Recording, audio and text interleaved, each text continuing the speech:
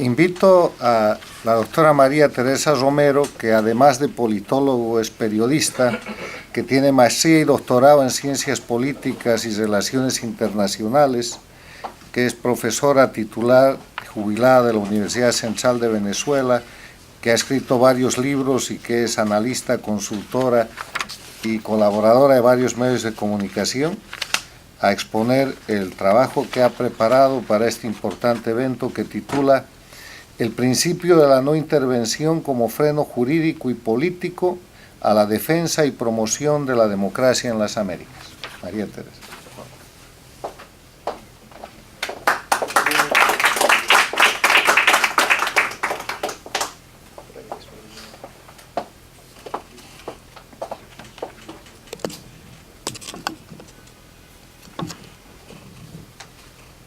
Bueno, quisiera empezar dando las gracias por la invitación a formar parte de este prestigioso instituto,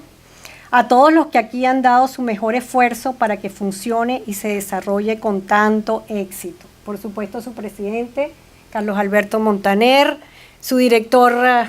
ejecutivo, el expresidente Guillermo Lustó, que tanto nos hace falta ahora que se fue para Argentina,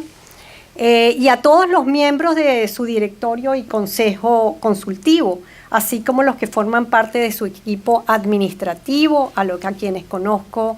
desde un tiempo. Aquí está también otro de la junta directiva, que es mi gran amigo Luis Leishman, y que les doy las gracias que esté aquí.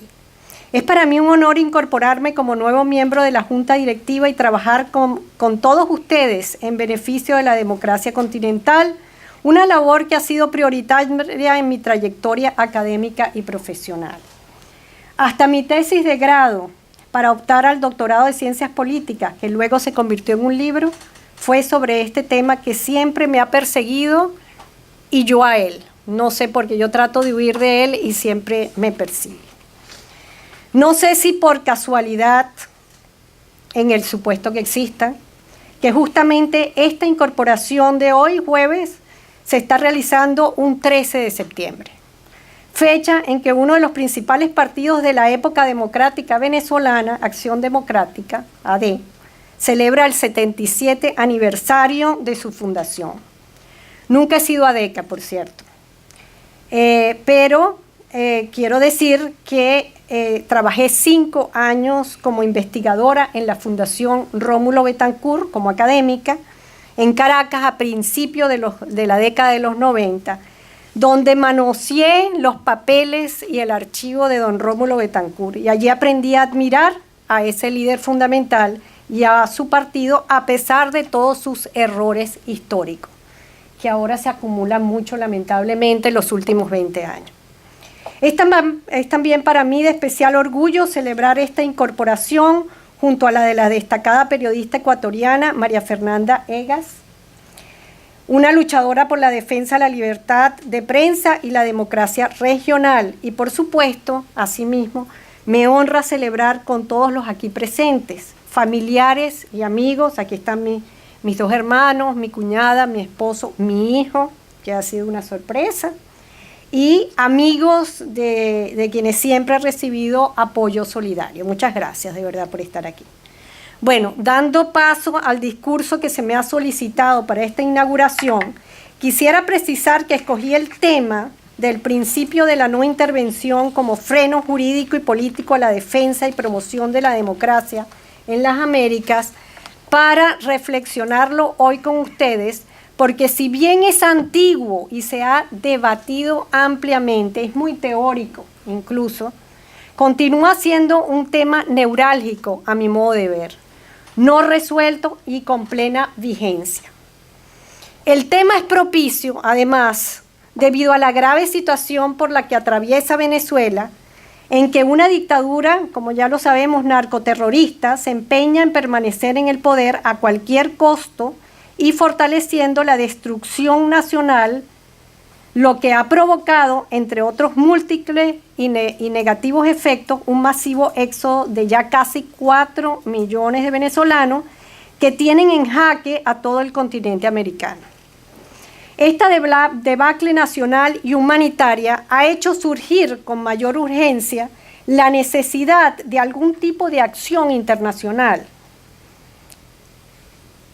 además contundente, que vaya mucho más allá de las medidas de presión y aislamiento tomadas hasta ahora hacia el régimen de Nicolás Maduro.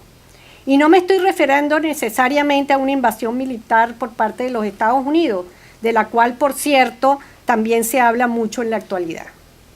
Ahora bien, el problema es que todas las formas e instrumentos estratégicos de defender y promover democracias representativas,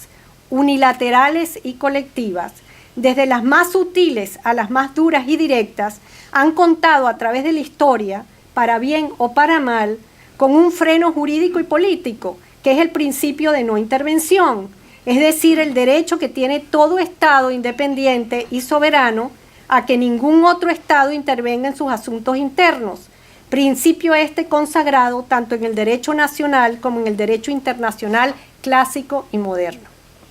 El que la no intervención ha sido y continúa siendo una poderosa barrera a la aplicación de las políticas internacionales en defensa de las democracias constituye una realidad que podemos observar, entre otros muchísimos ejemplos, en la historia de los esfuerzos democratizadores que ha realizado el organismo rector del continente americano, la OEA, desde su fundación en 1948 hasta el presente.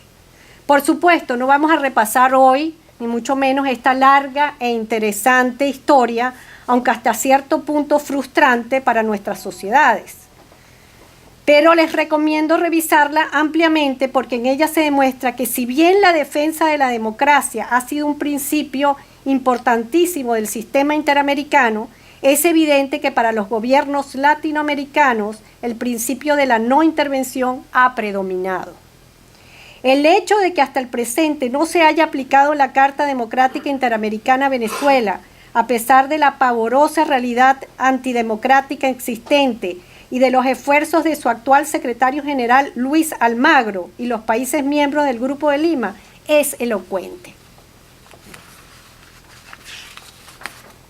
Ello no debería ser así, porque en su adopción formal, la defensa y promoción de la democracia de un Estado o actor internacional hacia otros no significa ni debería implicar un acto de injerencia en los asuntos internos de otras naciones,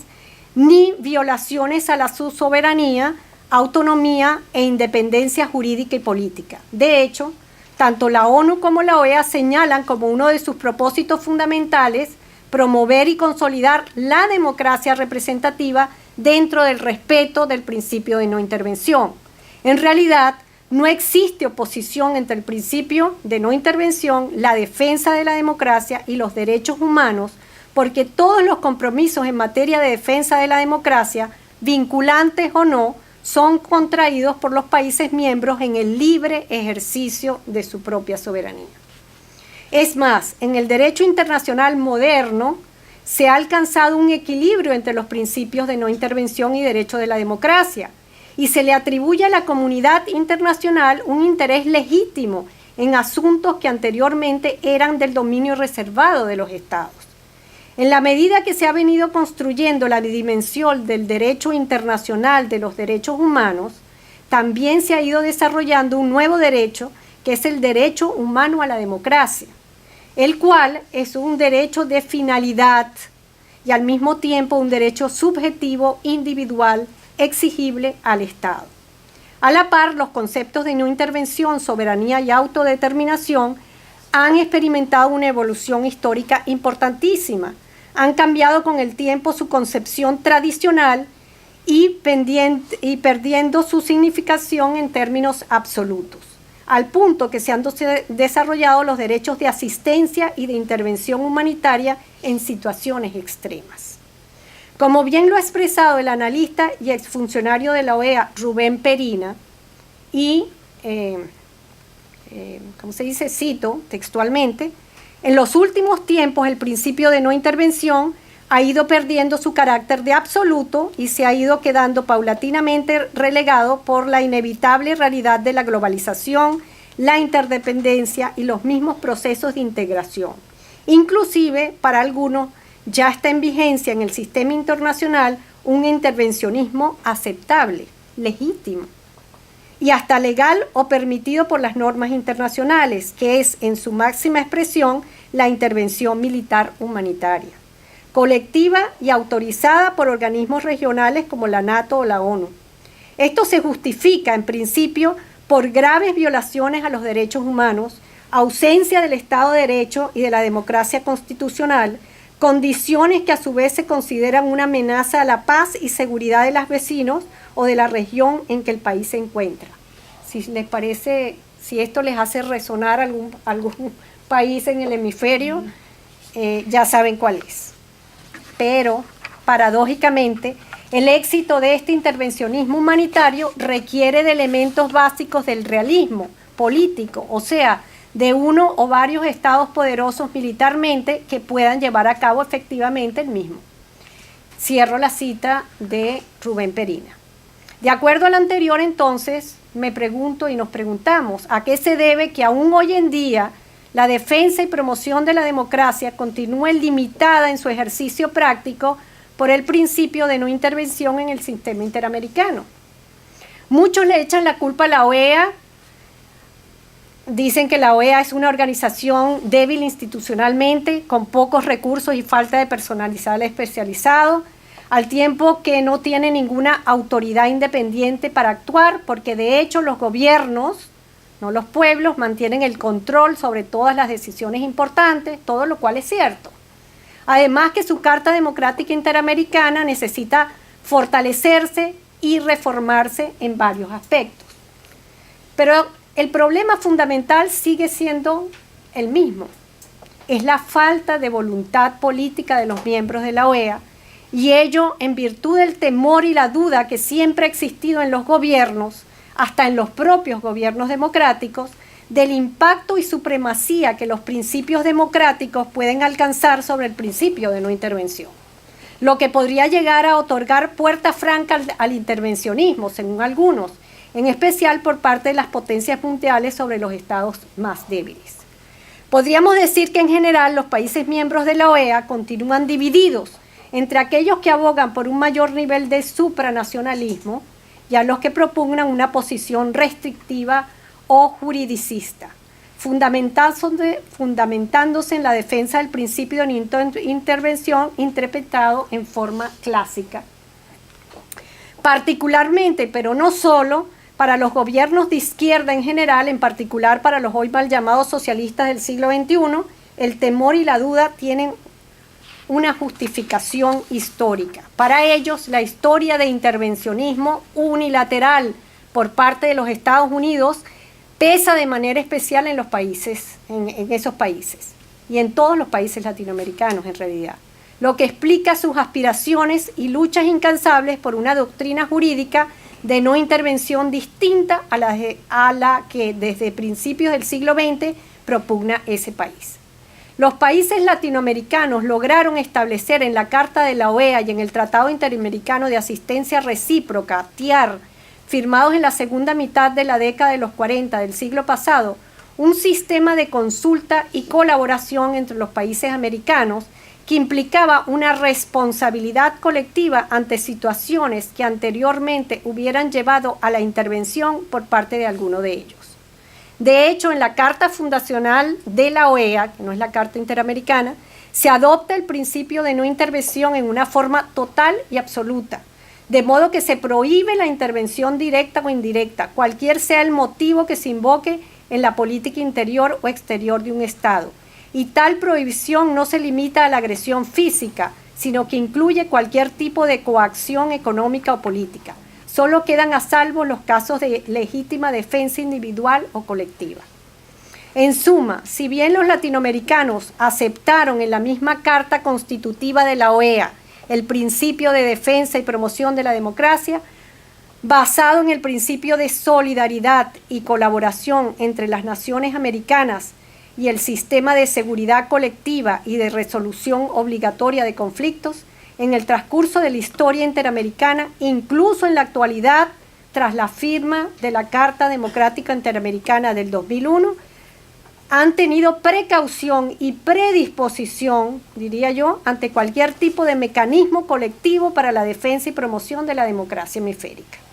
En la mayor parte de América Latina continúa la cautela acerca de un posible y nuevo intervencionismo de posguerra fría, así lo llaman, y de allí el rechazo a un cambio real a la concepción tradicional del principio de no intervención. Pero el aferramiento obstinado al principio de no intervención en su concepción clásica, como se observa particularmente en los gobiernos pertenecientes al neocomunismo del siglo XXI, no solo ha constituido un obstáculo para la defensa colectiva de la democracia, sino que ha servido para amparar y perpetuar esas mismas dictaduras, como lo hemos estado viendo hoy en día en los casos de Venezuela, Cuba, Nicaragua y Bolivia.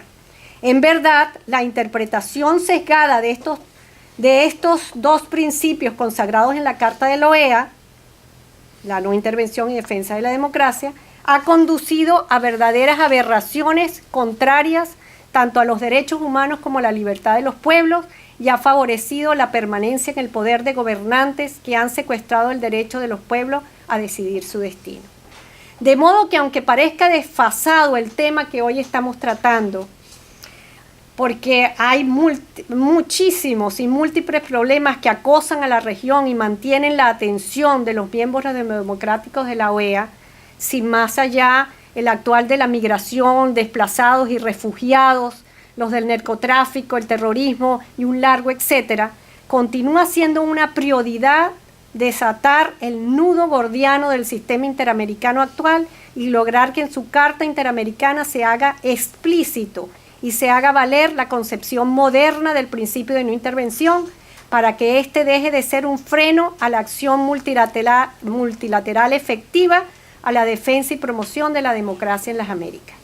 Esto no quiere decir que se deba sacrificar el principio de no intervención, tan fundamental en el sistema interamericano, pero sí que ambos principios dejen de entrar en contradicción y la defensa de uno deje de impedir la promoción del otro. Lo ideal para que esto se cumpla sería una reforma a la Carta Democrática Interamericana, porque a pesar de que ésta otorga un amplio marco jurídico de acción colectiva para enfrentar los peligros que acechan a la democracia representativa en el hemisferio, incluso para lidiar con el desafío que representan algunos presidentes latinoamericanos actuales que cuentan con legitimidad de origen, mas no con legitimidad en el ejercicio de sus funciones, sus disposiciones son insuficientes o imprecisas. Al menos no especifican, a mi modo de ver, no soy una experta abogada, pero para mí no especifican con claridad hasta dónde debe llegar la aplicación de los principios de no intervención y defensa de la democracia, para que ambos no colidan y paralicen las acciones colectivas. Algunos expertos van más allá y han propuesto reformas tales como que la Carta Democrática se convierta en Tratado Interamericano de Protección a la Democracia, que se abra la OEA para que puedan acudir directamente a la misma representantes de los poderes legislativo, judicial, autoridades electas y judiciales y organizaciones civiles, crear una Comisión Interamericana de Protección a la Democracia, relatores y misiones permanentes que no necesiten de los permisos de los gobiernos para presentar informes sobre el estado de la democracia en cada estado, así como despolitizar las instancias de demandas por las violaciones, transfiriendo del Consejo Permanente a la Corte Interamericana de Derechos Humanos las facultades de evaluar las violaciones a la democracia. Pero como es difícil, tenemos que ser realistas, concitar las voluntades para reformas que hagan posible este ideal, al menos a corto plazo, los países democráticos del continente deberían empezar a considerar de una forma seria y descarnada, sin prejuicio, la posibilidad de la intervención humanitaria. O como aclara el embajador Diego Arria, la intervención con fines humanitarios. En casos extremos en que falten los mecanismos de presión interna y externa, en virtud que el derecho internacional los asiste, que dicha intervención está prevista en convenciones y resoluciones internacionales. Cabe recordar que la intervención humanitaria surgió fuera de las instituciones internacionales establecidas y del sistema de las Naciones Unidas, y su origen se remonta al Grupo Francés Médicos Sin Fronteras, que atribuía a los derechos humanos un valor superior a la soberanía nacional. Médicos Sin Fronteras lanzó el concepto de derecho de intervención cuando se produjeran catástrofes en materia de asuntos humanitarios, sin atenerse a las prescripciones del derecho internacional tradicional. Mas el sistema internacional adoptó con bastante rapidez y transformó dicho concepto, incluyendo el de responsabilidad de intervenir de la ONU. Y de allí se dieron numerosas intervenciones militares con fines humanitarios. Cabe recordar en Somalia, Haití, Bosnia, Kosovo, Libia, Timor Oriental, Sierra Leona, por ejemplo. Operaciones que por lo general se llevaron a cabo conforme a un mandato del Consejo de Seguridad de la ONU, pero que en otras ocasiones se realizaron al margen de ella. Concluye esta conferencia manifestando, como lo han hecho antes varios expertos y personalidades venezolanas y extranjeras, que el caso venezolano actual merecería una intervención colectiva con fines humanitarios. En este sentido, la tan vapuleada y criticada propuesta del economista Ricardo Hausmann de meses atrás sobre la invitación desde la Asamblea Nacional Venezolana legítima a una intervención con fines humanitarios de la comunidad internacional sigue vigente como opción real. Debería evaluarse con seriedad su viabilidad. Muchas gracias.